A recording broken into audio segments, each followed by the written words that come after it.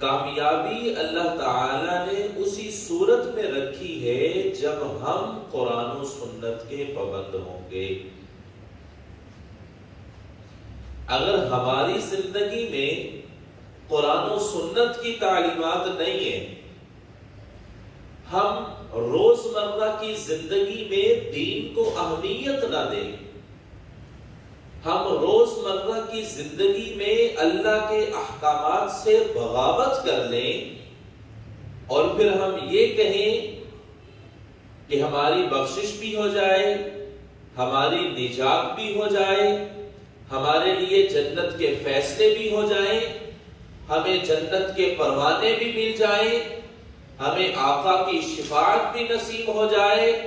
ہم آقا کے ہاتھوں حوض کوثر کے جام بھی پی لیں اور ہم خوشی خوشی جنت کے اندر داخل ہو جائیں، این خیال است و محال است و جنو، یہ تو صرف انسان کا غلط فہمی ہے، حقیقت سے اس کا کوئی تعلق نہیں۔ اگر یہ ساری چیزیں آپ حاصل کرنا چاہتے ہیں، اللہ کی رضا، اللہ کی خوشنودگی، نبی کی محبت، نبی کی شفاعت، جنت کے فیصلے، جنت کے پروانے اور اعلیٰ قسم کے محلات، جنت کے اندر حور و غلمان، نوکر چاکر، بڑے بڑے محلات، بڑے بڑے باغات، اگر یہ ساری چیزیں آپ حاصل کرنا چاہتے ہیں تو اس کے لیے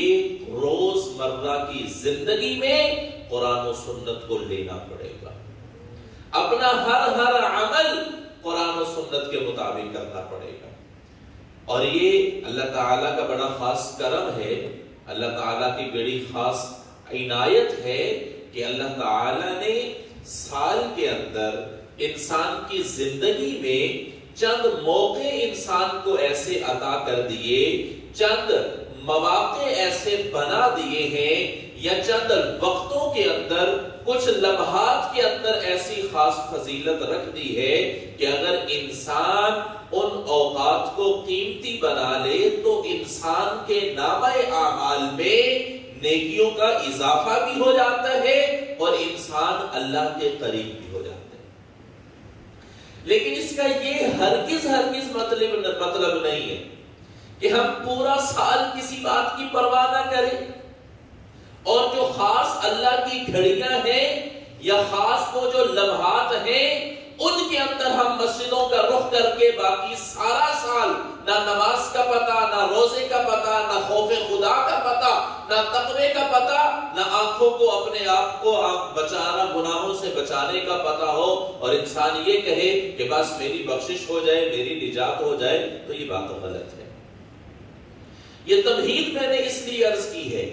کہ اگر ہم اللہ کی رضا، جنت، اللہ کے رسول کی رضا، آقا کی شفاعت حاصل کرنا چاہتے ہیں تو ہمیں روزمرہ کی زندگی کے اندر قرآن و سنت کو فالو کرنا ہوگا۔ یہ اس وجہ سے میں نے یہ تمہید عرض کی ہے کہ آج شعبان کی 15ویں شب ہے، شب برات جس کو کہا جاتا ہے۔ حدیث مبارکہ کے اندر اس رات کو نصف شعبان کی رات کہا گیا ہے۔ اب یہ بھی ایک تھوڑا سا اختلافی مسئلہ بن چکا ہے کہ آیا اس رات کی کوئی فضیلت ہے یا نہیں ہے، یہ بھی بڑا عجیب مسئلہ بن چکا ہے۔ بہرحال یہاں پر میں اپنی رائے اور اعتدال والی جو رائے ہے وہ پیش کرتا ہوں، اس بات کی طرف نہیں جاتا کہ جو حضرات کہتے ہیں کہ اس کی بالکل فضیلت نہیں ہے وہ بھی ذرا حد سے زیادہ تجاوز کر رہے ہیں، اور جن لوگوں نے اس رات کی فضیلت کو اتنا بڑھا چڑھا کر بیان کر دیا ہے کہ اسی رات بخشش ہے، اسی رات اس طریقے سے 6 نفل پڑھ لو۔ مجھے رات ایک میسج آیا تو وہ ملتان کا ایک دوست تھا میرا، وہ کہتا ہے کہ حضرت جی مجھے یہ بتائیں کہ شب برات کی رات ہم نے سنا ہے کہ کوئی خاص 6 نفل پڑھے جاتے ہیں،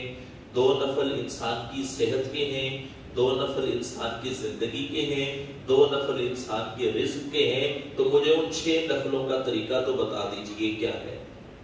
تو میں نے اس کو یہ بات سمجھائی کہ بھئی خدا را ایسا کوئی بھی طریقہ نہ قرآن میں بیان کیا گیا ہے نہ کوئی حدیث سے ثابت ہے۔ اس رات کی فضیلت کے بارے میں بڑا مختصر طور پر عرض کروں گا کہ اس رات کی فضیلت کچھ نہ کچھ احادیث سے ثابت ہے،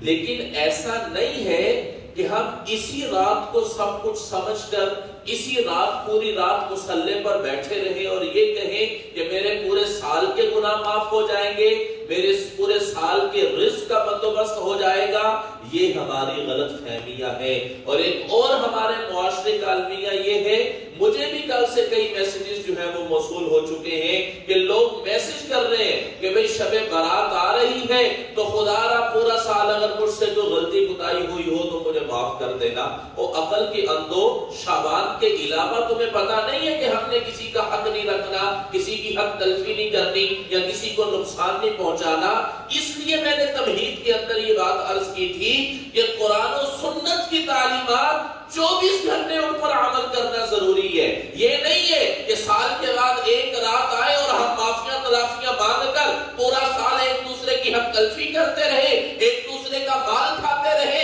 ایک دوسرے کی عزت نفس کو مجروح کرتے رہے اور شب برات کی رات ہم ایک دوسرے سے معافی مانگ کر پرسکون ہو جائے کہ میرے گناہوں کو معاف کر دیا گیا ہے۔ یہی غلط فہمی ہے، یہی جہالت ہے اور یہی کم عقلی ہے۔ قرآن و سنت ہمیں 24 گھنٹے اللہ کے احکامات کی پابندی کرنے کی تعلیم دیتا ہے۔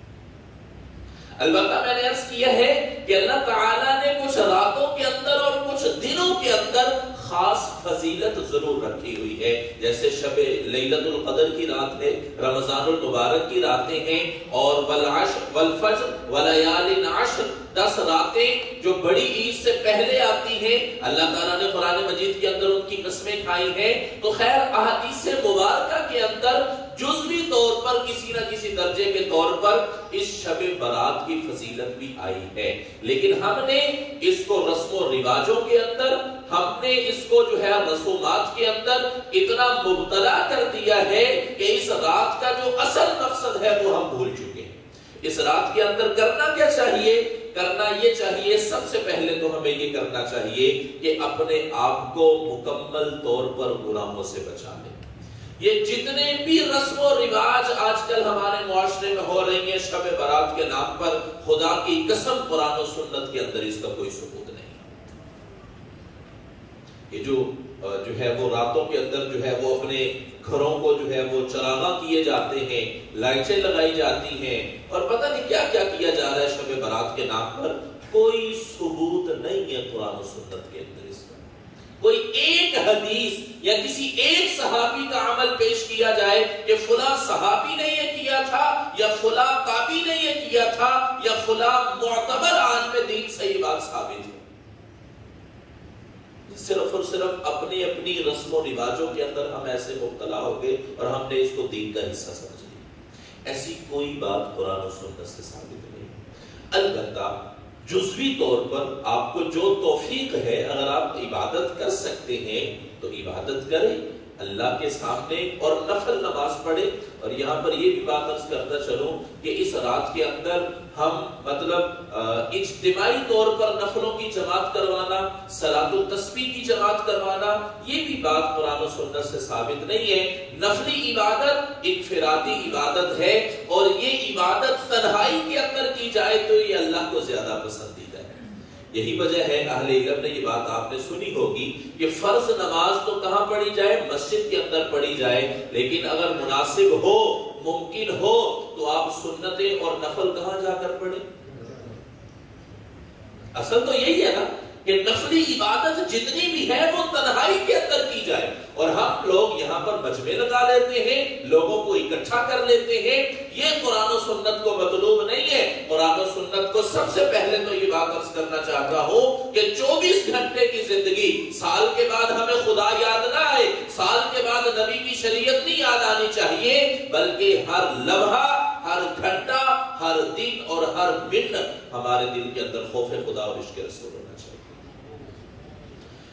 تو عرض یہ کر رہا ہوں کہ ہمارے کچھ لوگ اس رات کو عجیب و غریب فضیلت بیان کر دی گئی، عجیب و غریب عبادات کے طریقے بیان کر دیے گئے۔ ہاں، اگر کسی عالم دین سے کوئی جزوی وظیفہ اگر کوئی انفرادی کسی کا تجربہ ہے، اگر کوئی انفرادی طور پر کسی کو کوئی وظیفہ بتا دیتا ہے جو اس کو صرف ثواب سمجھ کر کیا جائے، دین کا حصہ سمجھ کر نہ کیا جائے، دین کا حصہ سمجھنے کا مطلب یہ ہے کہ اس کو لازمی سمجھ لیا جائے کہ یہ قرآن و سنت سے ثابت ہے، اگر ایسا سمجھ کر یہ آپ کریں گے تو گویا کہ آپ بدعت کا ارتکاب کر رہے ہیں۔ ہاں انفرادی طور پر اگر آپ کو کوئی وظیفہ بتا دیا جاتا ہے، کسی عالم دین سے کسی وظیفے کا پتہ چل گیا، کوئی خاص عبادت کا طریقہ انفرادی طور پر کوئی بتا دیتا ہے تو اس کو کرنے میں کوئی حرج بھی نہیں ہے، لیکن ان چیزوں کا اہتمام کرنا اور ایسے رسم و رواج کا ارتکاب کرنا یہ قرآن